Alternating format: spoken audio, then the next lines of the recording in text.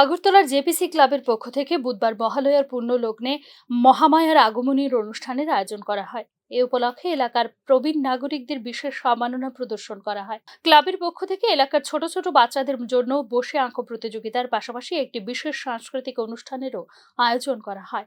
অনুষ্ঠানে বিশেষ অতিথি হিসেবে উপস্থিত ছিলেন বিশিষ্ট সমাজসেবী সানিধি দেবরায়। তিনি জেপিসি ক্লাবের স্মরণিকা মোহনার আবরণ উন্মোচন করেন। এর পাশাপাশি তিনি এলাকার বয়স্ক মায়েদের এবং প্রবীণ নাগরিকদের হাতে বিশেষ সম্মাননা তুলে দেন। ক্লাবের পক্ষ থেকে এলাকার প্রবীণ মায়েদের জন্য বিশেষ সম্মাননার আয়োজন করায় সমাজসেবী সানিধি দেবরায় ক্লাব কর্তৃপক্ষের প্রশংসা করেন ও ধন্যবাদ জানান। অনুষ্ঠানে বক্তব্য রাখতে গিয়ে তিনি এ ধরনের সামাজিক সম্মাননার কাজে অন্যান্য ক্লাবগুলোকে এগিয়ে আসার আহ্বান জানান।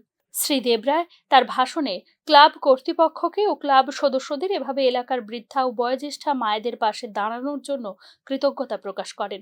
তখন আপনারা একটা অত্যন্ত ভালো কাজ করছেন, সেটা হচ্ছে এই অঞ্চলের যারা বয়োজ্যেষ্ঠ এবং বয়োজ্যেষ্ঠ আপনারা তাদেরকে সম্মানিত করছেন।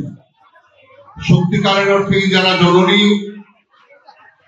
আজকে দুর্গতিনাশিনী জননীর আবাহনের মুহূর্তে আপনারা এই অঞ্চলের জননীদের হাতে সম্মান তুলে দিলেন। এটা ক্লাবের ঐতিহ্য অনুযায়ী আপনাদের কাছ থেকে এটাই আকাঙ্ক্ষিত ছিল এবং এটা আমি উপস্থিত থেকে এটা দেখতে পেয়ে আমি ভীষণভাবে আপ্লুত। আমি আশেপাশের অন্যান্য ক্লাবগুলিকেও এই উদাহরণ অনুসরণ করবার অনুরোধ রাখবো।